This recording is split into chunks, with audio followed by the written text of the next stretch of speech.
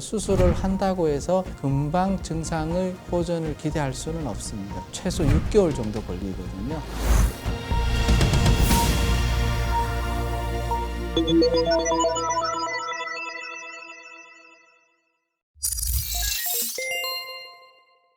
팔꿈치 터널 증후군이란? 팔꿈치 터널은 특징적으로 4, 5 수지가 저립니다. 이 4, 5 수지의 감각을 담당하는 신경이 이게 팔꿈치의 내측을 통해서 이렇게 손목의 내측으로 가게 되거든요. 이 신경을 저희가 척골신경이라고 얘기를 합니다. 이 척골신경은 대부분이 이제 이 팔꿈치에서 눌리게 되는데 신경이 쭉 내려가다가 이 근육과 근육 사이에 터널이 있는데 터널 안으로 지나가게 되거든요. 그 부위에서 눌리는 거를 이제 팔꿈치 터널 증후군, 보통 저희가 주간 증후군이라고 얘기를 하는데 눌리게 되면 특징적으로 4번째, 5번째 손가락이 저리게 됩니다. 그리고 팔을 이렇게 구부리게 되면은 저린 증상이 나타날 수가 있으십니다. 그래서 이 4번째, 5번째 손가락이 저린 증상이 있다. 그러면은 팔꿈치 터널 증후군을 먼저 의심을 해봐야 될 것 같습니다. 팔꿈치 터널 증후군의 증상은 무엇인가요? 보통은 이제 저린 증상이 있고요. 그 다음에 이 척골신경은 손에 있는 근육의 대부분을 담당을 합니다. 그래서 팔꿈치 터널 증후군이 생기게 되면은 힘이 떨어져요. 뭘 꽉 잡는다든지 그런 이제 파악력이라고 하는데 파악력이 떨어지니까 환자분들이 힘이 좀 떨어집니다라고 표현을 합니다. 그리고 저린 증상은 되게 불편해요, 환자분들이. 저린 거로 인해서 일상생활에 지장을 줄 정도로 저리게 되고요. 그 다음에 그게 이제 시간이 지나면은 근육이 말라가기 시작을 합니다. 여기에 있는 첫 번째, 두 번째 손가락 사이에 있는 걸 제1 물갈퀴 공간이라고 하는데 그 물갈퀴 공간에 있는 근육이 말라가거나 아니면은 여기 소지구라고 하는 5번째 손가락에 있는 근육이 말라가게 되거든요.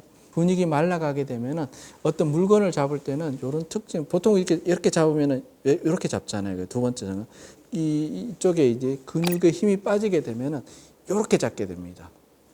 이렇게 여기 어느 쪽이 이상하냐면 이쪽이 이상한 거예요. 이 엄지가 지관절이 과도하게 굴곡이 되어서 잡게 되면은 그러면은 이제 보통 이게 척골신경 병변이 있다 이렇게 얘기를 하게 되는 거죠. 팔꿈치 터널 증후군의 원인은 무엇인가요? 대부분은 특별한 원인이 없이 싸고 있는 막이 두꺼워져서 신경을 누르는 거고요. 그 다음에 관절염이 있는 경우도 있습니다. 예를 들어서 망치질을 많이 하시는 분들은 나중에 관절염이 생기게 되거든요. 관절염이 생기게 되면 뼈가 좀 자라게 됩니다. 뼈도 좀 자라면서 그 뼈가 튀어나오면서 눌릴 수도 있고요. 그 다음에는 관절염이 있는 분들 중에서 여기에 이제 이 관절염 안에 있는 관절액이 새어나와서 물주머니를 형성하는 경우가 있습니다. 그걸 이제 결절종이라고 하는데 물혹이죠. 물혹이 여기에서 튀어나오면서 신경을 누르는 경우가 있고요. 그 다음에 또 어떤 젊은 이제 20살, 한 30살 되는 남자분들이 4번째, 5번째가 저리다고 오시는 분인데 그 이유는 요 신경이 원래는 요 뼈 뒤쪽으로 해서 유지가 돼야 되는데 이게 빠지는 경우가 있어요. 그 신경의 아탈구라고 하는데 이게 팔꿈치를 이렇게 구부리게 되면은 신경이 빠집니다. 뼈 위로 올라타게 되거든요. 그게 올라탔다가 원래대로 갔다가 이게 반복이 되면 신경을 누를 수가 있기 때문에 젊은 환자분들 경우에는 신경의 아탈구 때문에 증상이 나타날 수가 있습니다. 하지만 가장 대부분의 원인은 이제 많이 사용을 해서 신경을 싸고 있는 막이 두꺼워지면서 신경을 누르는 경우가 대부분입니다. 팔꿈치 터널 증후군의 진단은 어떻게 하나요? 그냥 환자분이 스스로 이렇게 여기를 쳐봅니다. 신경이 지나가는 부위를 탁탁 쳤을 때 저린 증상, 찌릿찌릿한 증상이 생길 수가 있거든요. 그걸 저희가 틴넬 증후군이라고 얘기하는데 틴넬 증후군이 나타나게 되면은 그 부위에 있는 신경이 문제가 됐다고 알 수 있고요. 그 다음에 또 다른 하나는 이렇게 팔꿈치를 구부리고 이렇게 한 30초, 1분 정도 있어 봅니다. 그러면은 절이다. 네 번째, 다섯 번째가 절이다. 그러면은 팔꿈치 터널 증후군의 가능성이 많습니다. 그 다음에 이 신체 검사에서 주의해야 될 게 간별 진단해야 될 게 있습니다. 아까 말씀드린 이제 목 디스크 때문에도 생길 수가 있거든요. 그 다음에 또 간별해야 될 게 목 디스크 말고 이렇게 쇄골 아래에서 신경이 눌리는 거를 이게 흉곽 출구 증후군이라고 해야 하는데 흉곽 출구 증후군하고도 간별을 해야 됩니다.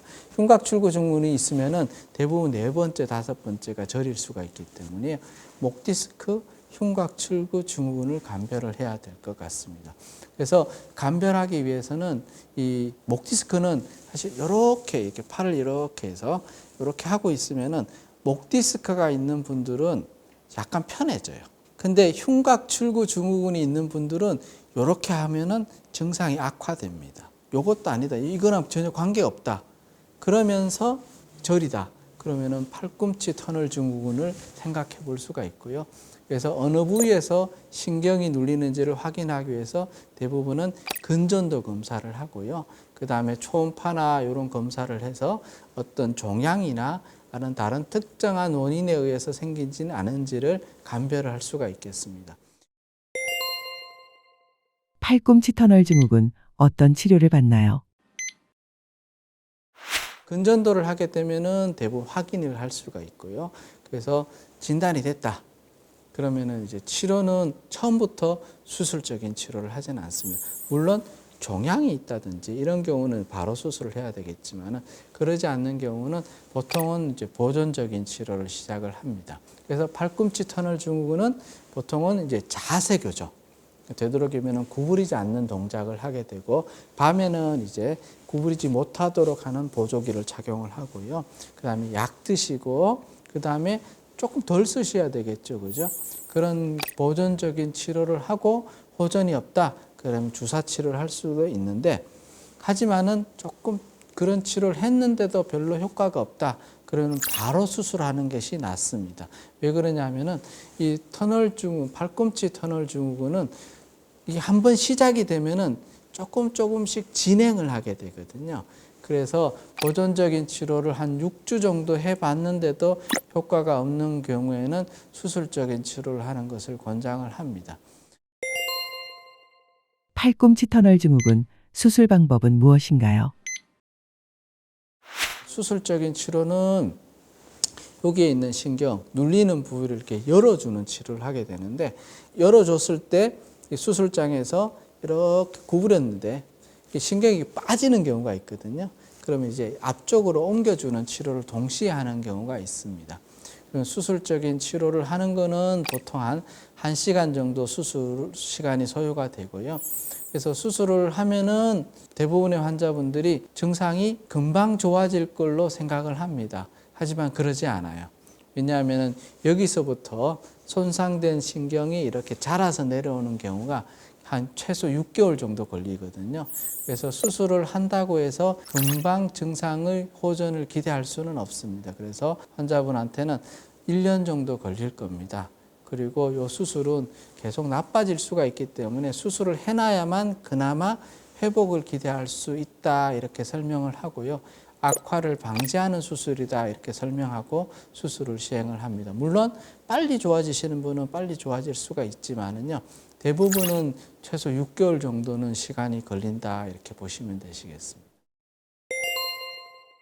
팔꿈치 터널 증후군 예방할 수 있을까요? 이게 또 많이 쓰는 거니까, 써서 생기는 거니까요. 핸드폰 하게 되면 팔꿈치를 보통은 구부려서 하잖아요. 그죠? 팔꿈치를 구부렸을 때 뭔가 저린 증상이 있다. 그러면은 되도록이면은 그런 증상을 느끼셨을 때는 팔을 펴고 계셔야 됩니다. 일상적인 생활할 때 조금이라도 조짐이 있다. 그러면은 더 악화가 안 되게 조금 더 그런 악화시키는 동작을 삼가하는 자세 변화가 필요할 것 같고요. 그 다음에 약간은 이제 젊은 분들한테 저린 증상이 있다 그러신 경우에는 이 초음파나 이런 걸 해봐서 혹시나 내가 아탈구가 있지 않은지 확인을 해보는 게 좋겠습니다.